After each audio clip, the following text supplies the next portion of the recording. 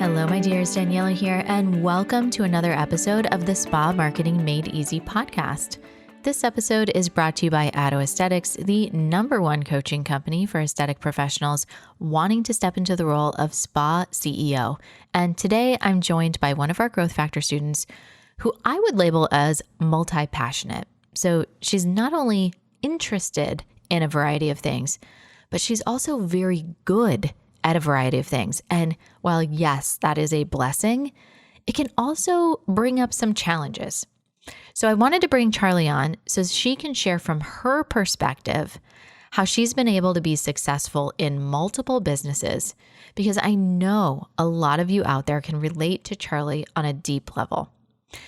I believe that self-acceptance and self-awareness are two important pieces that factor into whether or not a multi-passionate individual can be successful in business. Now, here's how I think about it. If your kid is good at math, enjoys math, and they're just okay at English, what are you going to do to help them thrive? Are you going to say, all right, honey, let's work on English every day and I'm going to get you an English tutor? Or are you going to say, let's get you a math tutor? Now, most people are going to get their kid an English tutor. Not me. I'm going to get my kid a math tutor.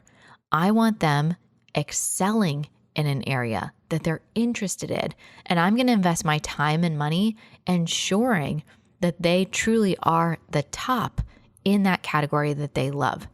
I obviously want my kid to be good at English, but I'm okay with average if they're excelling in something else that they're passionate about.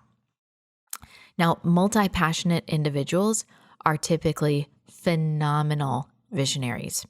They have great ideas. They're often thinking way ahead, but they're not always as great with the day-to-day operations. But oftentimes, they are trying to be owner-operators of their businesses, and they're constantly struggling. Now, this is where that self-acceptance and self-awareness comes in, and the simple solution is to allow yourself to be in that visionary role. Allow yourself to do what you do best and hire the rest out. It does not happen overnight. But again, business is a marathon, not a sprint. So Charlie, who I'm doing this interview with, is a spiritual entrepreneur, a spa CEO, a psychic medium, an intuitive coach. She is the wife of an amazing husband who supports everything that she does and everything she is. She's a mom of 3, and she has 3 dogs. So I want you to listen to this, understand who she is as a person, identify with some of the struggles and some of the wins that she's gone through. It's a really great interview, and I hope you enjoy it. All right, Charlie, welcome to the Spa Marketing Made Easy podcast. I'm so excited to have you here, and I'm so excited for where this conversation is going to head, because I don't have a clear idea yet. Okay. But it's going to be fun. Yes. Okay, so tell me a little bit, let me just give some background. So you are a Growth Factor student. You've been in our world for a while. And you have these, we'll do coaching calls, we'll do, in our regular laser coaching. And oftentimes you'll come in like, I think I'm going to buy this spa, or I think I'm going to do that. There's like a different idea that comes up. I think you've had maybe 3 or 4 ideas from the time that you've been in the group. And there was things I haven't told you about. Oh, really? Okay.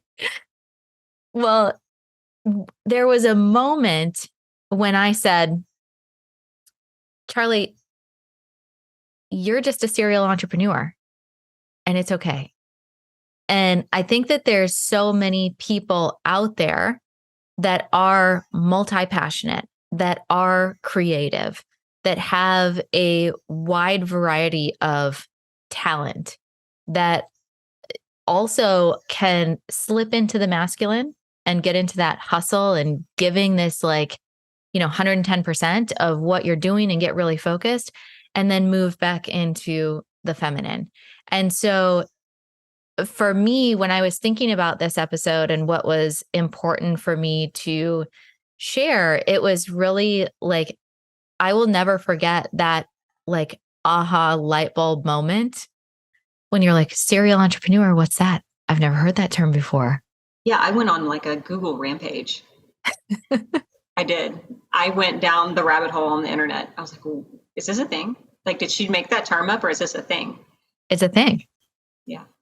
So, what was your life like, just emotionally, how you felt about yourself, like before you understood or had some sort of identity that I'm just a multi passionate, multi talented individual? So, like, honestly, the best way to answer that is to take it back before I had a business of not being an entrepreneur. Like, What did you do before? I started out as a massage therapist like a while ago, right? Like I was a massage therapist for a really long time. Then I went back to school for nursing. And then I bounced around in nursing for a few years. I never could, I chose nurse. I wanted something different. I chose nursing because I love education. I love the body. I love helping. I love healing. And I figured there's a huge umbrella of nursing. And I figured there's just room to expand and find something that I love. And I never could.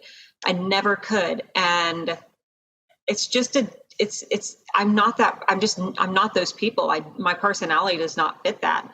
And I looked back, and no matter what I chose, I was always choosing life and death, working in life and death, L&D, oncology, dialysis, like always working in life and death.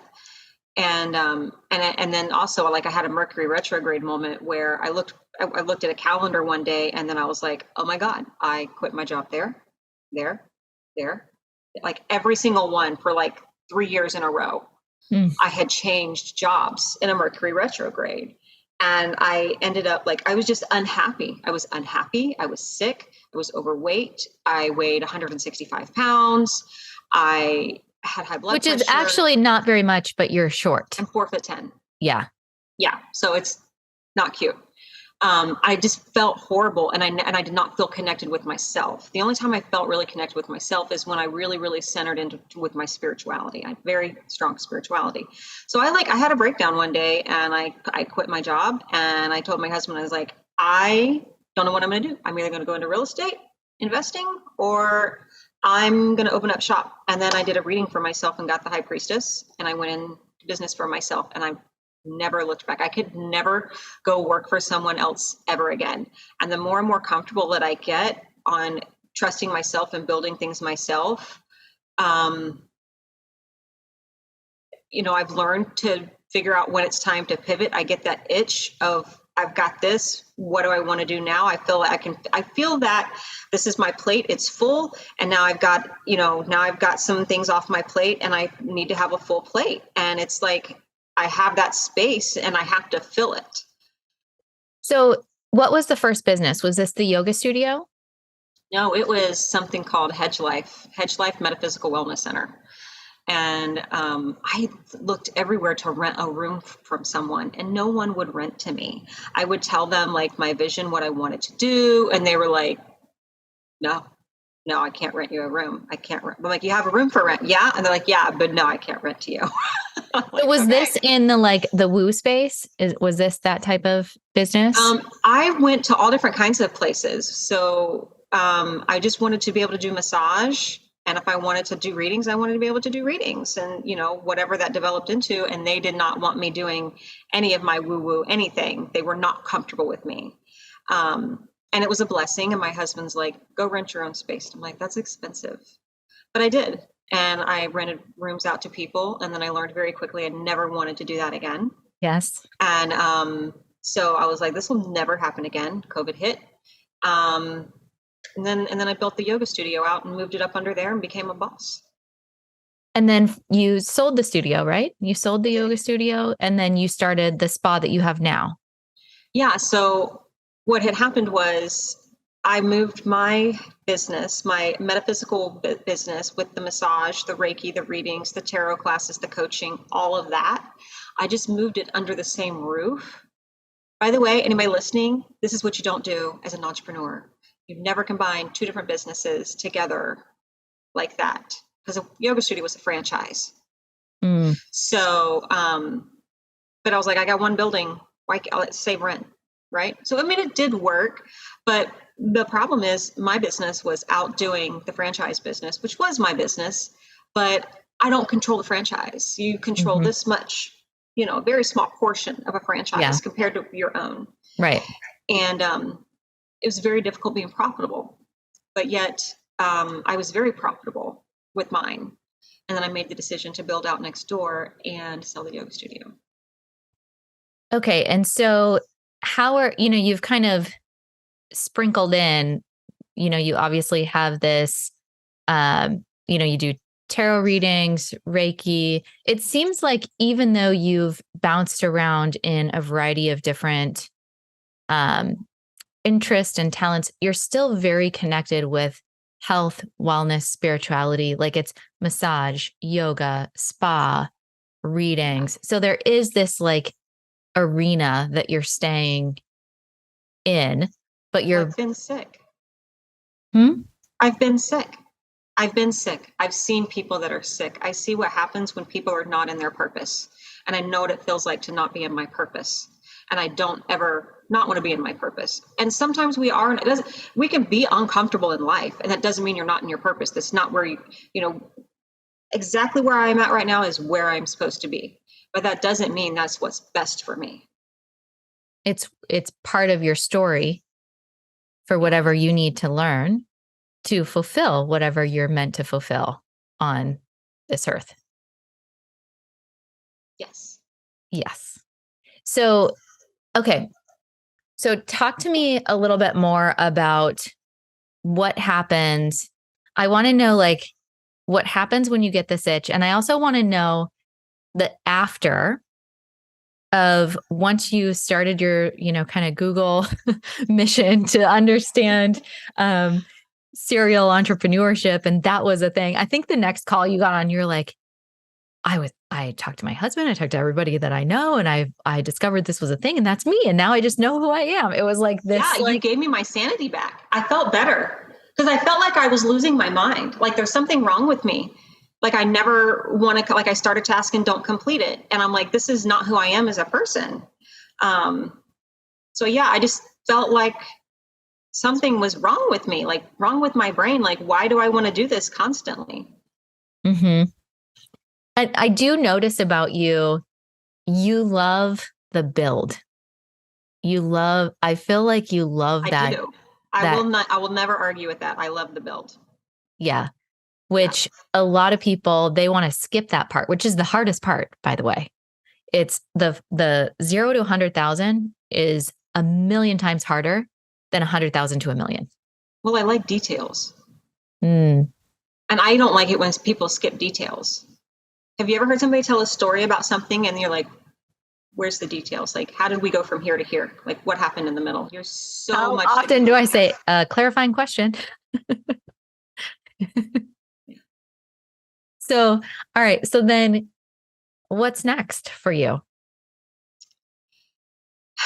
So I didn't buy the spa that I was looking at. I let that go. One thing that I finally realized is not in my wheelhouse right now is real estate investing. So I actually opened up 2 other LLCs and went into real estate investing. And it was just too much on my plate. So I've kind of like, that's taken a backseat for now. And that's also very different than the spirituality, like this arena that you seem to have so much success in. Yeah, I know, but it's there. But for now, it's not something I'm supposed to give attention to. So what's next is I really love the team that I've built for the spa that I have now. Mm-hmm. I've had to make some sacrifices on my side in order to get that team to be there and do what it needs to do. But I'm very happy with the direction that's going in. And because of that, like I have an amazing spa manager. I don't know what I would do without her. But But if it weren't for her, I would not be able to venture back into the other creative things that I really want to do. That, like, I mean, entrepreneurship feeds my soul, but like the other spiritual stuff that I do, like that really, really, really feeds my soul. And yes, I would love to make money at it, but I really just like the way I feel when I'm doing it. And I don't want to lose that connection and that feeling. So I just want to make sure that I stay very integrated with that work-life integration. Work-life balance is not even a term that works for me anymore. There's no such thing as work-life balance when you're an entrepreneur. If you work from home, or it just doesn't work. So it's more like work-life integration. And I just have to make sure that it does work. So I want to be able to go back in and do readings for people and do mediumship. And I want to be able to hold space for people again and do teaching moments and offer workshops. And as long as I have a great spa manager, which the one thing that I love about having that business and watching it be able to take its form is they love going to work. They love going to work. They love being there. They love their job. And that brings me joy. So even if I physically don't want to be in that space anymore, I love knowing that they do and that they're taking ownership of it and that I'm actually providing a happy place and happy stories and happy moments for them. And also what an incredible, and providing a livelihood. Yeah. And, I want to, people are buying homes and cars. I mean, yeah, it's really interesting too. And I want to touch on this because, we talk about entrepreneurship and this gift that you have of being multi-passionate, of, following your dreams and knowing when to change. You have set your life up in a way that you've built something that can operate well enough on its own because you have the spa manager, but you still hired and trained. You still hired and trained your team. You got them in there. You set them up. You did the building blocks, right? That's you. That is you working hard to create that environment. And now you've worked yourself out where you have the freedom to go and do something else. That is the beauty. And especially in spa, there's so much that's possible where you can be I'm never going to get bored. Work optional. And I'm never going to get bored. Like if there's something I want to do in spa, we can change it. We can do something different. There's always room for growth. Yeah.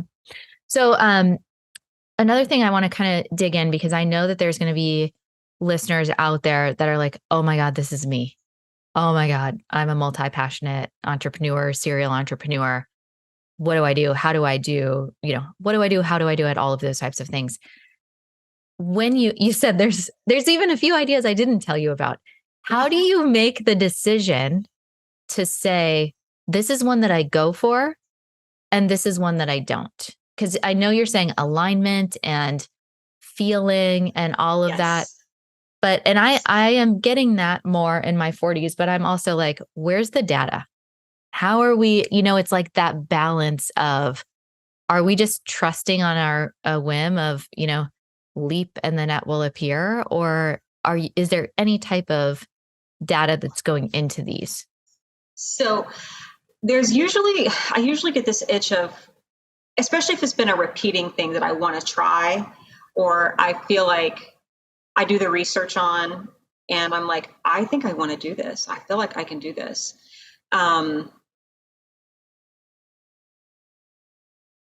If I can afford it, I do it. I mean, why not? Why not? Just do it. Do it until you don't want to do it. And if it's causing you stress and it's not a good place to be in anymore, then don't do it anymore. And that's what happened with one of the ones that I brought on. I was really excited. I was like, I gotta have, I want to try this. I'm in a space where I can do this. I got in it and I was like, this is actually causing me way more stress and I'm just not comfortable in it. And things weren't flowing like they should flow. Like when things are supposed to line up, like things flow. Like you'll have little synchronicities that just happen for you when you're not so much in the masculine, you're in the feminine, and you let things create for you, let the universe bring you things that is in your energy space, right? And it just wasn't. Like, I can get out there and I'm a South Node in Aries, so I know how to get things done. And so I was out there getting things done. I was going to meetups, I was meeting people, I was connecting people, I was on Zoom, I'm doing everything I'm supposed to be doing, but I never could get that next step. And one of the things that I was having trouble with is getting a bank to open up a holding company for me. And then my husband works out of state and they need both of us there. And I was just like, you know what? There's just too many signs. So I'm very, very intuitive, as in paying attention to the signs. Are things coming easily? Are they not coming easily? Does it feel good when you're in it? Does it not feel good when you're in it? Like, do you want to do this today? You have to pay attention to like how it feels inside, like your gut, your heart, your head, they're all connected. I know for me, when I first started this company, Auto Aesthetics, it was like an obsession. I could literally sit for 16 hours a day. Yes. And my husband was getting his PhD at the time. And so he was gone. We were living in DC. He was flying back and forth to Boston. It was crazy, crazy time. And so I was just I would sit down and all of a sudden it'd be 11 o'clock at night. I would sit down at like 8 a.m. and I'm like, oh my God, what time is it? Should I go? And it's just like time doesn't exist. That's exactly what happens. That's exactly how I built everything that I've done. Yeah. And that for me is my sign that, and I keep, here we are getting ready to go into year 10. And I'm like, oh my God, we can do this. Let's do this. And so for me, I know I'm still on my right path, is because that doesn't change. So if I'm understanding correctly, I don't want to put words in your mouth, but if I'm understanding you correctly, that needs to stay. Like, you need to have that feeling to stay in what you're doing. And that doesn't mean, like, I've had multiple times that I wanted to quit, but for me, I have to not want to do something for 90 days before I decide, okay, now I'm actually going to take this seriously. If it's like consistently over 90 days, I still want to quit, then I'll look at it. And I have to I've realized that it's not just about me anymore. It's not just about me. Like, what I've created is not just about me, and it doesn't have to be just about me. So why would I want to, just because I'm ready to move on, why would I want to take that away from somebody else? Mm-hmm. I've built something for other people, so why do that? So what advice do you have for those that are out there listening and just are feeling what you're saying right now, that they are you? They are the serial entrepreneur. They're going to start Googling and understand what the heck that is. Oh, Lord, taste the rainbow. Taste the rainbow. And it's hard to ask people like me the why. You kept asking me the why. And normally that's with the spa. Anything and everything. Yeah. Like, get down to the why. I'm like, I want to own another business. What do you mean? Why? Yeah, I'm ready to own another business. Well, because I wanted to know, why can't you do that in this other one? You already have one. Why can't we go deeper? Because for me, again, I'm focusing on profit. How am I going to get you the most amount of money? That is my job, is to coach you in that direction. So that's why, but you weren't wrong, but I can't move my location. Yeah. But we didn't buy the spa, we bought a pool instead. It'll be installed in March. No joke. I'll have a pool in March. But anyways, do what you love. If it's the first time you're ever doing something, do what you love, do what comes naturally to you. Don't spend your time doing something that is not going to make you happy. So figure out what you love, what makes you happy, and start reaching out to people, because you're not going to know how to do everything. So you need to know how to bring people into your life to help you do things. I wish I would have gotten a coach earlier, but I did get a coach. It just wasn't like your level coaching. It wasn't that level, but I did get a coach, and he did help me do Facebook ads, and it got me booked. You have to be willing to learn how to do things you don't know how to do. Like, I did not know how to do Facebook ads, and I did not know how to build a website. I've built 3 websites. Me. like me, built 3 websites. I don't know how to program my remote control. Oh, I mean, that's a whole, like, I can build websites and I don't know how to do the remote. So yeah, remotes are hard. Give yourself some credit there. But you have to be willing to give yourself some space to decide. And for the love of God, don't ask your family what you should do. Because if you come from a family where they're 9-to-5 people, or if they're not entrepreneurs, they're not going to get it. They don't get it. It's a different breed. It is a different breed. Yes. So get in groups with people that are entrepreneurs, with business owners. Always surround yourself with people that are smarter than you. Never be the smartest person in the room unless you want to be in charge. But even if you're in charge, I still think you can learn. Like Bill Nye the Science Guy, one of my favorite quotes ever. Every single person you meet knows something that you don't. Absolutely. So everybody can teach you something. But I wholeheartedly agree. I always want to be the small fish. I always want to be in a room of people who have accomplished far greater things than I have. It makes it possible for you. Uh-huh. Yeah, it pushes me outside my comfort zone. It makes me ask the deeper questions and make the connections. And I have to have someone that does that to me, because I get stuck in the vortex. I can talk to other people and I can help them. I can coach them. I can see the blocks. I get it. I hear things that they're not saying, but I can't do that with myself. And I need someone to do that for me. Mm-hmm. Everyone needs someone to do that for them. Mm-hmm.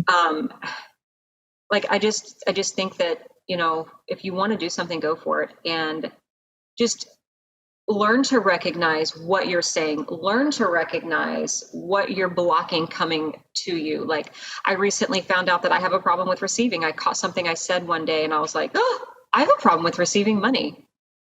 Mm. Who knew? And I've been working on my money blocks for a long time, but something it was an exchange between another person and I was like, I literally just said that I have a problem with receiving. So I've been working on that. And I catch it now, but you have to make sure you're not stuck in somebody else's version of who you are. You want to be your version, not what you were raised to be, what someone else is comfortable with who you are to them. And you're going to start doing things and making decisions, breaking out of that mold, and people aren't going to understand. They're going to question you. They're going to make you feel bad, or they're going to support you or not. It doesn't matter. You need to do what you need to do and allow yourself. And by the way, I love your permission slip. You don't know this, but it's sitting in my office. It's literally pinned up, so it hangs up over my laptop. It hangs up over the laptop. And I've even wrote little things above it where it says permission, that I wrote things in there so that I know that I have the permission to change my mind at any time. And you are always going to change your mind, because that's what happens when you get educated. You experience something, you get educated, you understand it, you gain knowledge, you grow. You're going to change your mind, because what you knew yesterday does not support what you need to do moving forward, because it doesn't work. I love those permission slips too. It's and it's so funny because I've had so many Growth Factor members that will they'll post a picture, or one gal has it above her bathtub, so she looks at it when she's taking a bath. They're all over the place, and it's such a simple concept. And I think I wrote on there, you have permission to slow down, speed up, change your mind, make $1 million. Yep. Something. I think it's quit. Everything is in there. Mm-hmm. Yeah. Yeah. I don't even know if I answered your question. I don't even know what my question was. But what advice do I have to give other entrepreneurs? Oh, yes. Yeah. Don't ask people questions. Do what you want to do. Live life.